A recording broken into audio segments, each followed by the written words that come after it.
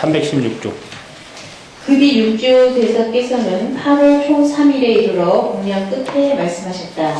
그대들은 차례를 따라 앉으라. 내 이제 그대들과 작별하리라. 법회가 여쭈었다.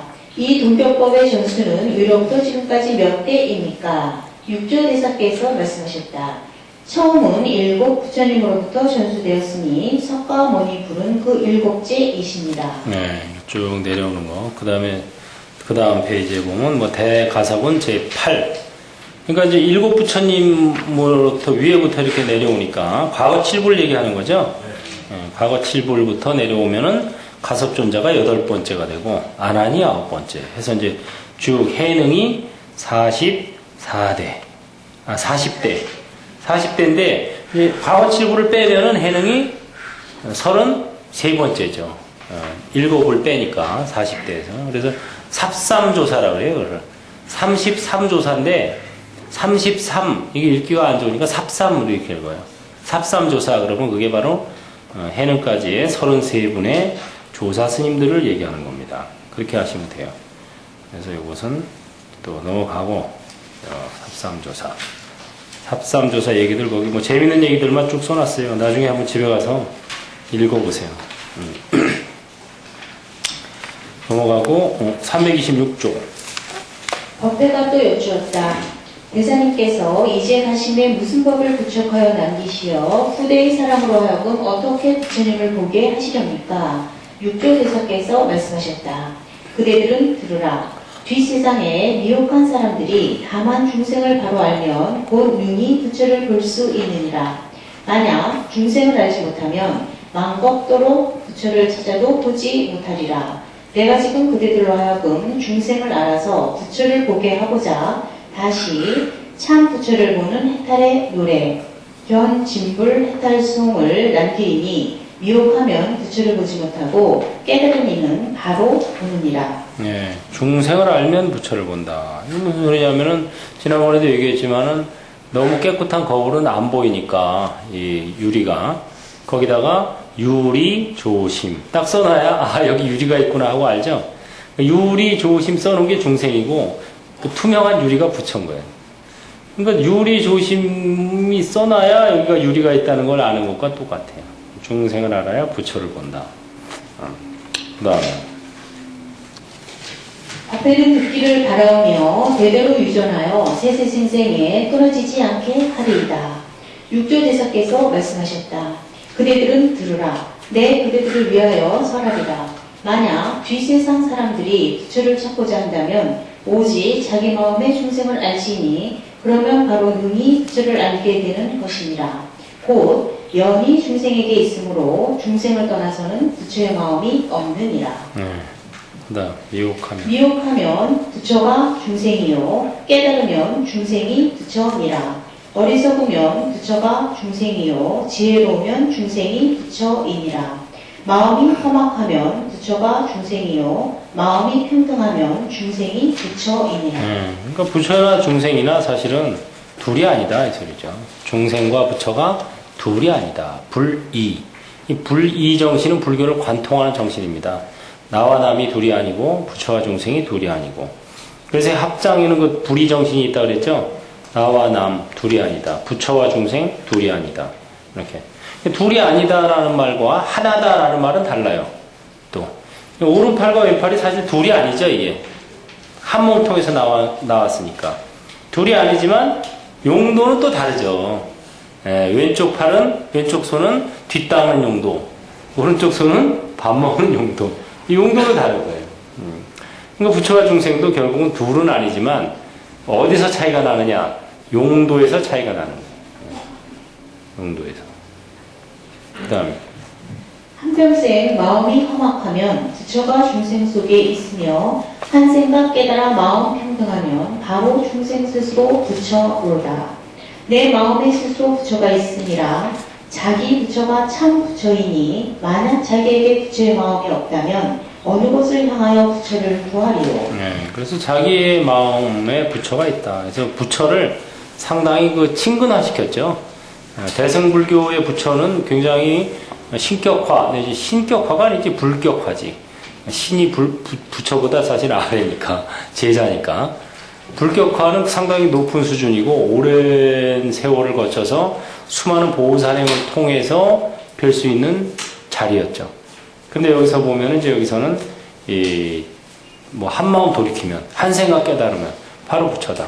자성이 부처니까. 그래서 여기서는 자성불, 이걸 얘기해요. 그럼 이런 식으로 보면은 결국은, 여기서 말하는 부처라는 것은 초기 불교에서 보면은 아라한의 경지, 이런 경지로밖에는 이제 생각이 안 되는 거죠. 왜냐? 여기서 뭐 보살행이나 이런 거에 대해서는 얘기가 없죠.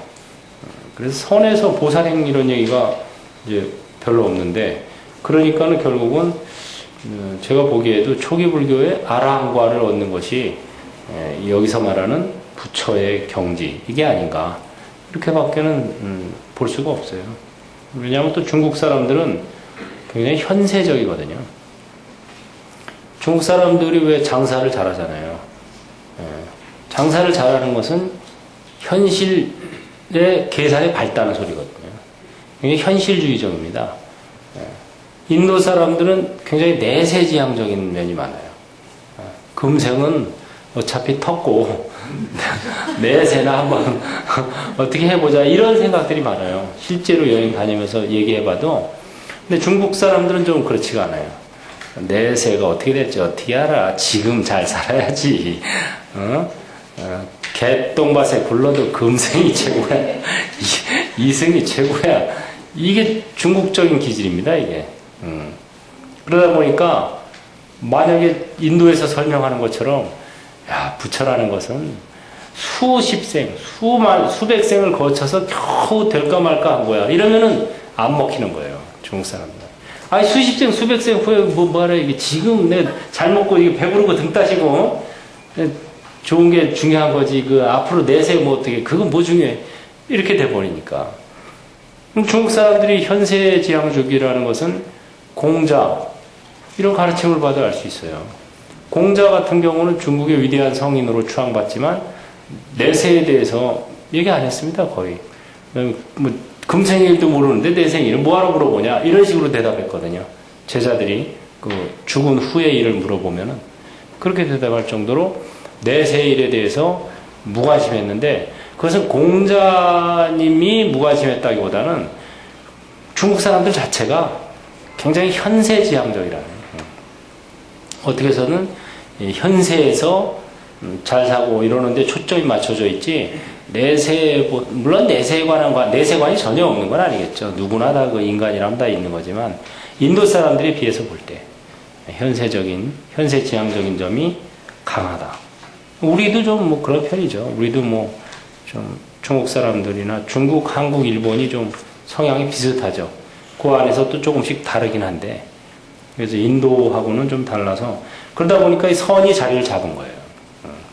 금생이 뭐야? 지금 즉시. 가능하다? 이거 지금 즉시. 인스턴트. 인스턴트 부처. 바로 지금 여기서 5분 앉으면 5분 부처지. 얼마나 매력적이에요. 50년, 500년, 5000년 앉아도 될까 말까 한 게 부처야. 그러면 아예 사람들이 안 한다는 거예요. 현세지향적인 사람들은. 그건 내일 아니야. 쳐버려. 이러는데, 야, 금생에 가능하고, 금년에 가능하고, 금일 가능해. 오늘도. 한 생각 미혹하면 중생이고, 한 생각 깨치면 부처야. 이런 식으로 되니까, 이게 중국적 불교의 어떤 특색을 잘 드러내주는 거예요. 선이. 그래서 부처님 당시하고는 또 조금 차이가 있는데, 그러나 역시 불교의 어떤 본질, 공사상이라든가 이런 것은 잘 간수를 하고 있기 때문에, 이건 뭐 불교가 아니라고 말할 수는 또 없는 거예요. 불교는 불교인데 어떤 효용적인 측면을 이제 다르게 강조했다, 이렇게 보는 거죠. 그 다음에 대사께서 말씀하셨다. 그대들 문인들은 잘 읽거라. 내가 개성 하나를 남기리니 자성진불해탈송이라고 이름하느니라. 뒷세상에 미혹한 사람들이 이 개성의 뜻을 들으면 바로 자기의 마음, 자기 성품의 참 부처를 보리라. 그대들에게 이 개성을 주면서 내 그대들과 작별하리라. 개성을 아주 뭐 계속 지금 벌써 이제 간다고 말한 지가 오래됐는데 뭐 이렇게 사설이 굉장히 길어요. 그래서 이거 또 신해가 또 갖다 붙인 거 아니야? 이런 생각이 저절로 자꾸 들게 만드는 거예요. 네. 개성을 말씀하셨다. 진여에 깨끗한 성품이 참 붙여요. 삿된 견해 삼독 탐진치가 곧 참 마군이니라. 삿된 생각 가진 사람은 마군이 집에 있고 바른 견해 가진 사람은 바로 부처가 부르는도다. 성품 가운데서 삿된 견해인 삼독이 나면 곧 와와 해와서 집에 살고 바른 견해로 삼독의 마음을 스스로 없애면 마군이 변하여 부처 되나니 참되어 거짓이 없도다. 그러니까 이 성품 자체는 선한 것도 아니고 악한 것도 아닌 거예요. 선해질 수도 있고 악해질 수도 있고 모든 가능성을 다 가지고 있기 때문에 그래 공한 것이다 이렇게 얘기하는 거예요. 그래서 탐진치 일으키면은 마군이 되는 거고 그와 반대로 보시하고 뭐 이런 쪽으로 마음을 일으키면은 선해지는 거고 이런 소리죠. 그다음에 화신과 보신과 정신이요. 세 몸이 원래로 한 몸이니 만약 몸 가운데서 자기를 찾아내어 본다면 그 부처님의 깨달음을 성취하는 씨앗이니라. 정신은 바로 청정법신 비로자나불 법신을 얘기하는 거죠. 그러니까 화신, 보신, 법신이 결국은 하나다. 그래서 결국은 아바타니까 결국 하나죠. 원래 법신불 자리에서 보신불 아바타가 나오고 또 화신불 아바타가 나왔으니까 세 몸이 원래 한 몸이다. 그 맞는 말이죠. 그런데 그것이 꼭 부처님한테만 있는 게 아니라 우리도 이게 내 아바타죠. 화신. 그 다음에 내가 나날이 쓰는 마음은 보신 아바타. 그 다음에 내가 항상 가지고 있는 떠날래야 떠날 수 없는 그 마음은 법신, 정신, 아바타. 정신은 아바타가 아니죠. 보신하고 화신이 아바타지. 정신은 이제 오리지널이지. 그런 소리죠. 그 다음.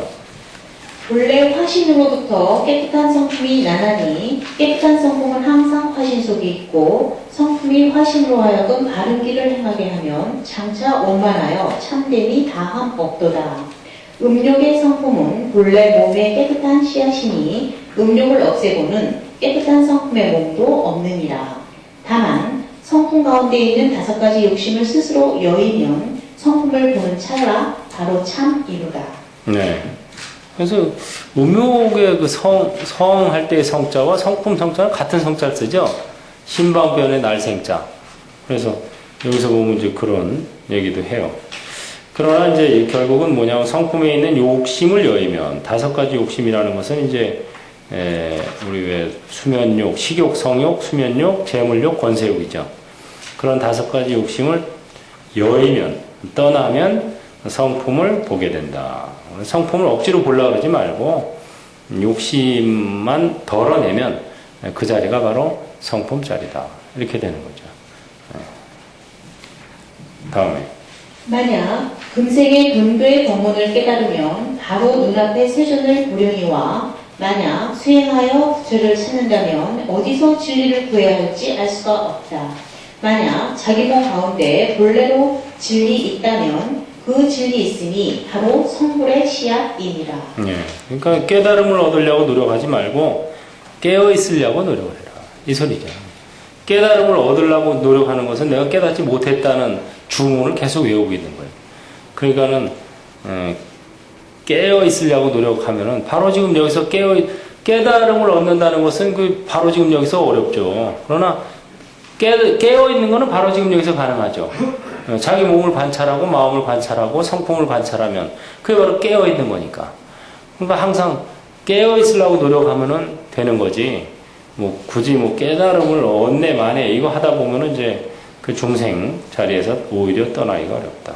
그래서 깨어 있는 이가 바로 부처다. 바로 지금 이 순간에 깨어 있는다는 건 사실 그거잖아요. 자기 몸을 관찰하고 마음을 관찰하니까 부처님 입장이 되는 거죠. 입장. 부처님이 입장이 돼서 자기 몸과 마음, 성품을 바라보는 거니까. 그러니까 그 성품의 입장이 되는 거죠. 그러니까 그 순간이 깨달음과 둘이 아닌 순간이 되는 겁니다. 그 다음에 스스로 진리를 구하지 않고 밖으로 부처를 찾으면 가서 찾는 모두가 크게 어리석은 사람이로다. 돈교의 본문을 이제 남겼나니 세상 사람들 구제하고 모름지기 스스로 닦으라. 이제 세간의 도를 배우는 이에게 알리노니 이러한 가르침에 의지하지 않으면 크게 부질없는 일이로다. 예. 자기 몸과 마음과 성품을 관찰해야지 자꾸 다른 사람 몸과 마음을 관찰하려고 들어가면 그 부질없는 짓이다. 몸과 마음을 관찰하려니까 자꾸 다른 사람의 몸과 마음을 관찰해. 자기 몸과 마음을 관찰하라고. 자기 몸과 마음. 다른 사람의 몸과 마음을 관찰해서 자꾸 시비 분별을 하면은 그걸 밖에서 찾는 거예요. 그 다음 343쪽. 마지막. 아직도 안 끝난 거야? 뭐 이렇게 길어, 이번이.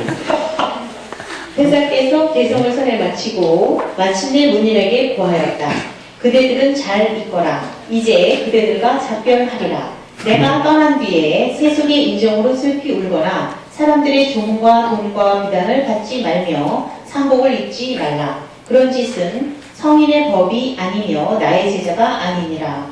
내가 살아있던 때와 한 가지로 한때 단정히 앉아서 움직임도 없고 고요함도 없으며 생겨남도 없고 없어짐도 없으며 가는 것도 없고 오는 것도 없으며 오름도 없고 구름도 없으며 머무름도 없고 가는 것도 없어서 평탄하게 고요히 하면 이것이 큰 도이니라.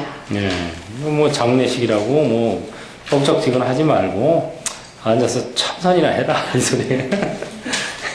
진짜 이렇게 했을까? 안 했을 것 같아. 그 다음 내가 떠난 뒤에 오직 법에 의지하여 수행하면 내가 있던 날과 한 가지일 것이나 내가 만약 세상에 있더라도 그대들이 가르침을 어기면 내가 있은들 이익이 없느니라. 대사께서 이 말씀을 마치시고 밤 삼경에 이르러 문득 입적하시니 대사의 춘추는 이준 6이었다. 대사께서 입적하신 날 절하는 기이한 향내가 가득하여 여러 날이 지나도 흩어지지 않았다. 산이 무너지고 땅이 진동하며 숲의 나무가 희게 변하고 해와 달은 광채가 없고 바람과 구름이 빛을 잃게 되었다. 네.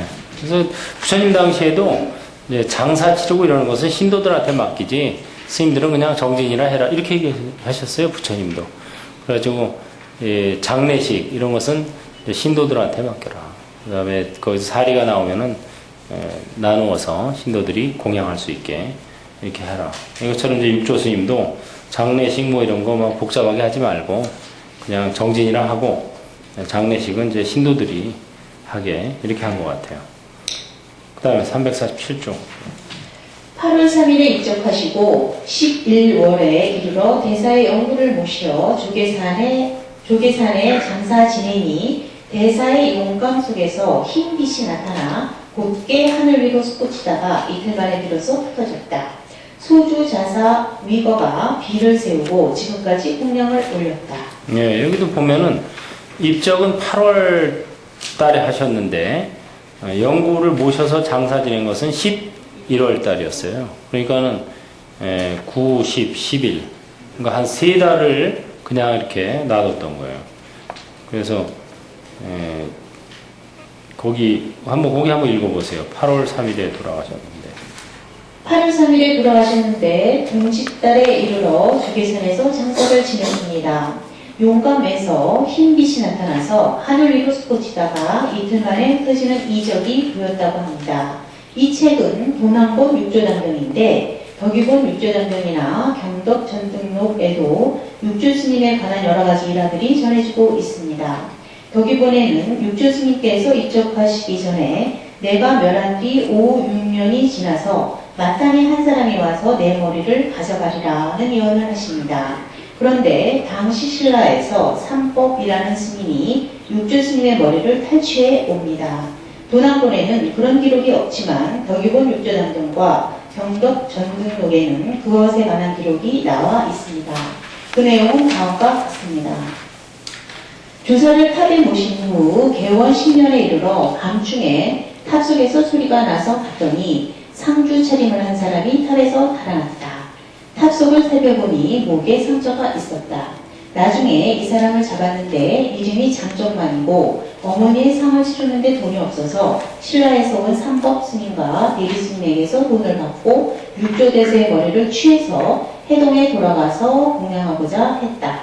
앞에서도 말씀드렸지만 고려의 각군 스님이 쓴 육조정상 동네 연기에는 육조 스님의 정상을 모시고 와서 지금 하동 쌍계사 금당 근처에 봉안했다는 기록이 나옵니다. 한편 지금 쌍계사 조실 스님께서 한 30여 년 전에 쌍계사에 오셨는데 쌍계사 금당에서 방광하는 장면을 4번에 걸쳐서 목격하셨다는 것을 직접 들었습니다. 어쨌든 이러한 일들이 역사적으로 사실이든 아니든 간에 그 의미를 새겨볼 필요가 있습니다. 사실 육조 스님의 정상은 참선의 정수를 뜻합니다. 우리나라에 육조 스님 가르침의 골수가 전수되었고 또 우리나라에서 육조선이 꽃을 피우게 되리라는 암시라고 봐야 할 것입니다. 그 중심에 지리산 쌍계사가 있고 이 책을 공부하고 있는 여러분과 필자에게 바로 육조선을 진흥시킬 책임과 의무가 있다고 하는 것입니다. 육조 스님의 육신은 소멸됐을지 몰라도 법신인 육조단경은 영원하기 때문입니다. 우리에게 육조단경의 법률을 굴릴 책임이 있습니다. 네, 이게 아주 중대한 얘기죠. 그래서 진짜 머리통이 뭐 왔느냐 안 왔느냐 이거 뭐 파보냐 마냐 이런 얘기를 하면 안 되고 육조 스님의 이 가르침, 육조단경 이런 것들이 우리나라 지리산으로 전해져서 지금 그 지리산에서 시작해서 이 안국동까지 지금 진출을 한 겁니다, 이게. 그래서 이 행불 아카데미 할 때 행불이 바로 육조단경에서 나온 말이죠. 그 다음에 마하바냐 바라미를 염하는 이런 수행법. 이게 다 육조단경의 육조 스님께서 권장하신 방법이고. 그래서 이런 것들을 우리가, 우리나라에서 꽃을 피워가지고 세계적으로 이것을 또 세계화할 수 있게 만드는 거. 이게 이제 우리의 책임이구나. 그래서 그렇게 육조 스님이 나를 반갑게 맞이하셨구나. 육조 스님의 가르침, 육조단경을 꽃을 피우고 뭔가 사람들에게 알릴 그런 그 의무가 있는 거죠. 그래서 우리 그 행불선언이나 이 행불아카데미 이런 것들이 다 육조 스님의 가르침의 바탕에서 참선, 그 다음에 참선이 나오기 전에 부처님의 초기 명상법 이런 것들부터 시작해서 조사선, 묵조선, 가나선에 이르기까지 전체적으로 조망할 수 있는 그런 좋은 기회죠. 내가 공부할 때는 그렇게 전체적으로 조망해서 설명해 준 사람이 없었어요. 왜냐하면 내가 공부할 때는 월호 스님이 없었으니까. 여러분들은 저보다 복이 많은 사람들 같아요. 제가 항상 생각하고 보지만 야, 나보다 복이 많은 사람들이다. 다 이렇게 정리해서 먹기 좋게 해주니까 나는 이걸 정리하는데 평생 걸려서 정리한 거죠. 지금까지 와서 지금까지도 계속 정리하고 있는 거예요, 저는. 그래서 어쨌든 지금까지 정리한 것만 일단 먼저 정리를 해서 이제 공부를 하고 또 가르쳐 주다 보면 또 스스로 또 정리가 돼요. 그럼 점점 이제 더 이제 체계화시키고 또 쉽고 명쾌하게 이렇게 만들어 나가는 거죠.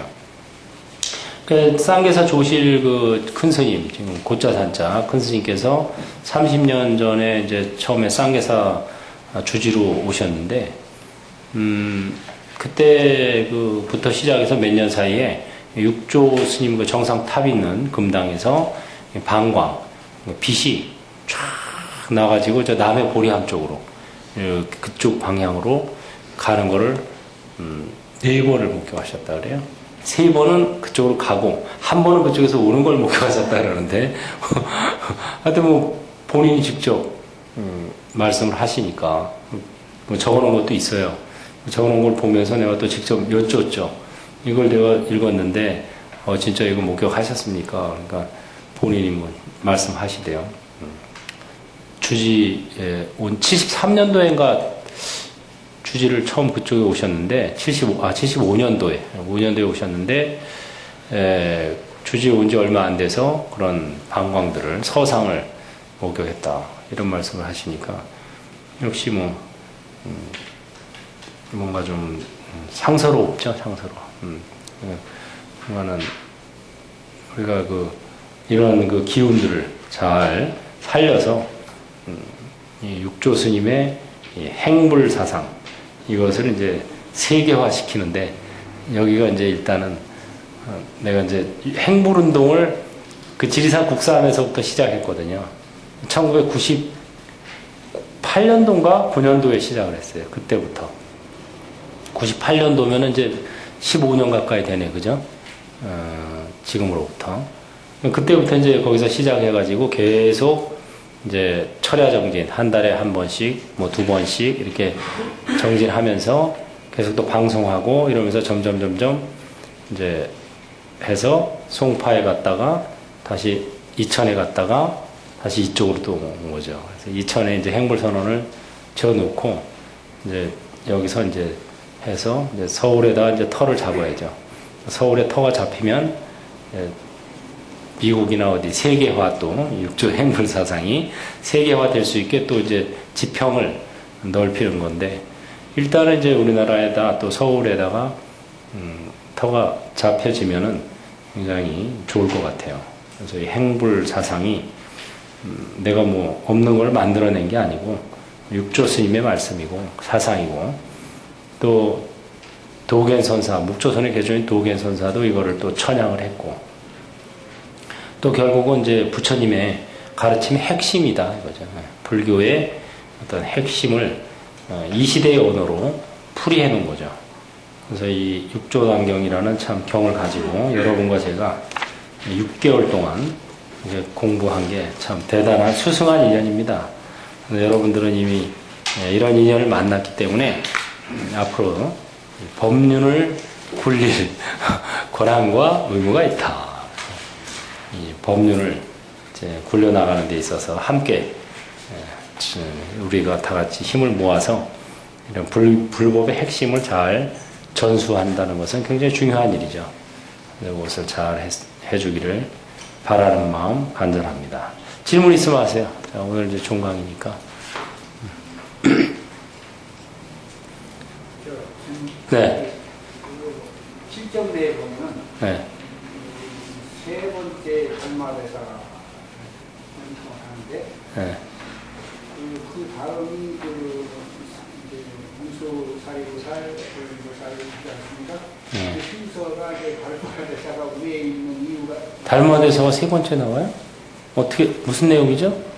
이제 요즘 이제 달마대사가 아니고 그것은 달마야중 달마대사가 아니라 붓다 담마 쌍가 할 때 담마예요. 그러니까 처음에 붓다에게 이제 부처님께 귀의하고 그 다음에 담마 법에 귀의하고 그 다음에 쌍가에 귀의하는데 쌍가의 첫 번째 문수보현보살 이런 식으로 쭉 나오는 거죠. 아, 그 말씀이구나. 나는 깜짝 놀랐어요. 거기 나오는 달마야중은 보리달마 대사가 아니라 붓다 담마 쌍가 할 때 담마 불법승 삼복. 예. 아, 그것도 오해 소지가 있네요. 그러고 보니까 왜 달마가 왜 보현보살보다 먼저 나오지? 예. 그렇네요. 불법승 삼보 순서대로 한 거예요. 이게. 승보는 이제 먼저 문수보현보살 먼저 나오고 그 다음에 이제 서건 동진 서건이 인도고 동진이 중국이에요.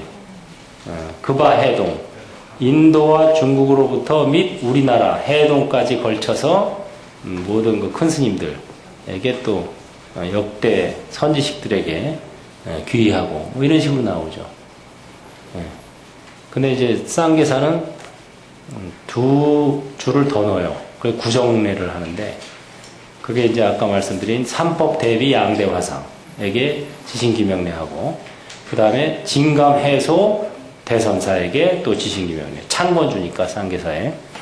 그래서 원래 육조 정상 먼저 삼법 대비 스님이 이제 거기서 만들어 놓고 톡을 만들어 놓고 사걸었는데 그때는 이제 절이라는 형식은 아니고 말하자면 톡을처럼 해서 사는 거예요. 거기 모셔놓은 거예요. 육조 스님의.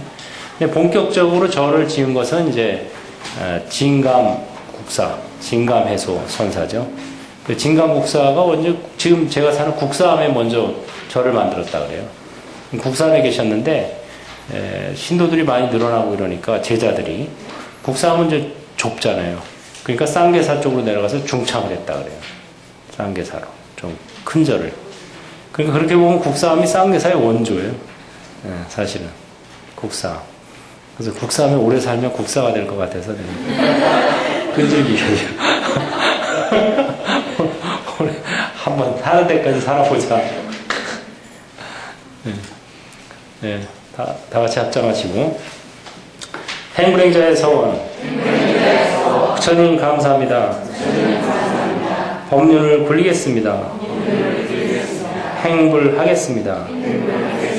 바로 지금 여기에서 자신의 주인이 되어 완전 연소하겠습니다.